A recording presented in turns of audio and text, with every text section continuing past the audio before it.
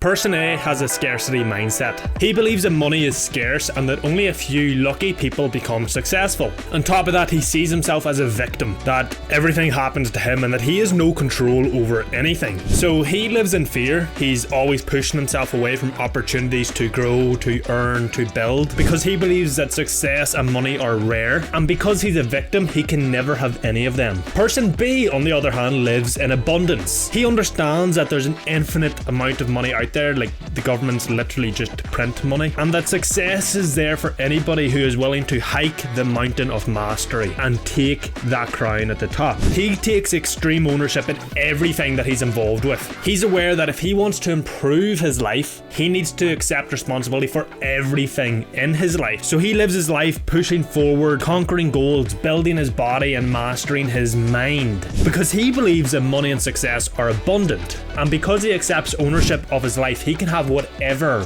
he wants. 4 years ago, I had a scarcity and victim mindset. I believed that success and money were for few and that luck was never on my side, and honestly my results reflected it. I was a broke, unfulfilled uni student who had no hope, who had no plans, no desires, no goals, and I would just sit alone in my university accommodation and wondering what the fuck I was doing and where I was going wrong. However, today I have an abundance and extreme ownership mindset, and again my results reflect it. I run a 6-figure business and I impact over 12 million people every single month, and this change only happened because I rewired my mindset for success, and because I did that I was able to take the necessary actions to get to where I wanted to go. And this process of rewiring my brain, my mind, my beliefs, my mindset all started with an understanding of where limiting mindsets and beliefs come from. So you see, mindsets that limit you or that hold you back don't come from nowhere. You don't just get randomly implanted with this limiting belief. What happens is they're actually reinforced through repetitive experience. You might have a scarcity mindset around money because you grew up and your parents were always like struggling to pay the bills or arguing over it. Like me, for example, I had a scarcity mindset around money. My mum never struggled to pay the bills, but like we never got anything nice or the newest. Now don't get me wrong, I don't want you to take this the wrong way. I had a brilliant mother and I've always got everything I ever needed, but when it came to like people in school getting the newest shoes, the newest phone, the newest game, I was never one of them people, and anytime I ever asked for the newest whatever, I was always told, no, we can't afford that, no, you can't get that. So it implanted in my brain over time that money's scarce and that you can't spend it on nice new things. So this repeated experience, whatever your experience is for your mindset, makes your malleable child brain believe that that belief, that mindset, that outcome is true, that that's the only way it is. So limiting beliefs are formed through constant exposure to an idea or belief. And once I realized this, I reverse engineered the process to surgically remove these mindsets that held me back. And that process came down to 3 steps, which I want you to take out a pen and paper right now and do this right now. Follow along these steps. Step 1 is to identify.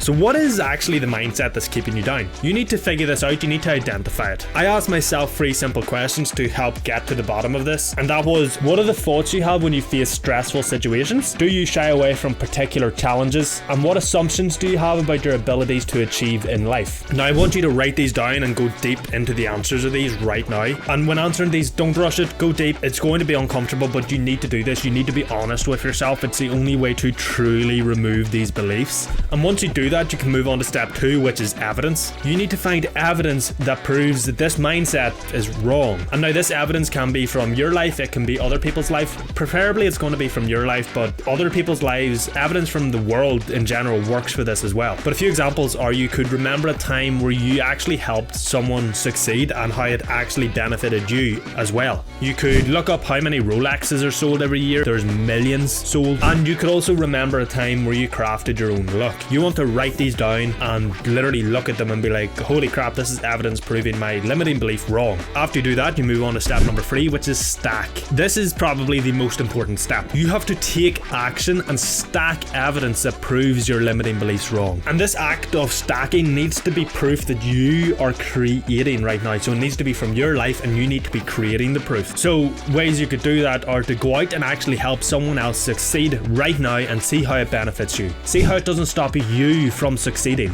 Go and see the waitlist to buy a yacht. I guarantee you it is way longer than you thought. And you could also set a mini goal that you could achieve today and then do it and achieve it today. You need to create and stack evidence that your limiting beliefs are wrong. And look, you're not going to remove these limiting beliefs straight away. You're not going to just rewire your mindset in one instance, okay? Remember, these mindsets and beliefs were built over repetitive experience, so it will take repetitive experience to remove them as well. So this is going to take time for you to stack enough evidence. However, once you unwire these current limited mindset, you can't just leave these habits and neural circuits alone. They're just going to rewire into those old mindsets. So what you need to do is rewire them into new mindsets and beliefs that propel you forward, that push you to succeed and achieve. Again, you can just go back to using the understanding of how limiting beliefs are formed to actually build beliefs that empower you. And again, this takes 3 steps, which I want you to do right now. Step 1 is choose. So what are your limiting beliefs? So what is the opposite of your limiting belief? Whatever it is, you need to choose the opposite empowering belief. So if you have a scarcity mindset,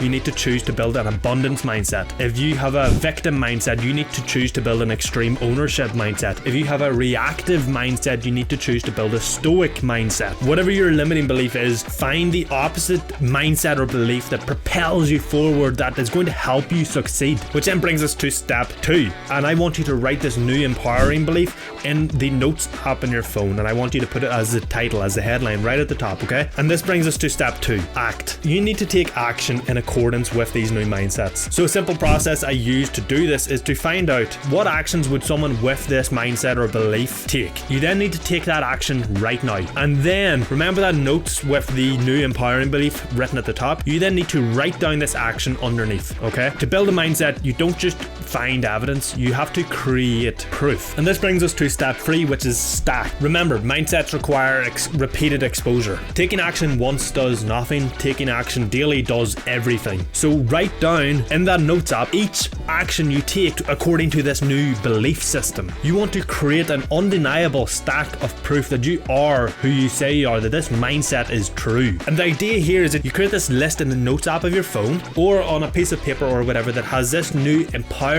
belief at the top, and underneath is all the actions you've taken in accordance with this new mindset. That way, when you feel like an imposter, you feel like this mindset isn't actually me, you go and look at this stack of evidence that proves that you are who you say you are, that this is you, that this mindset is true. Because if you weren't this person, if you didn't actually have this mindset, you wouldn't have taken these actions. You're creating undeniable proof that this is who you are. I know what you're thinking. Ross, this is hard. Ross, I can't do this. I have this excuse. This excuse is stopping me from doing this. Ross, I can't do this. Ross, my family, my friends, trust me.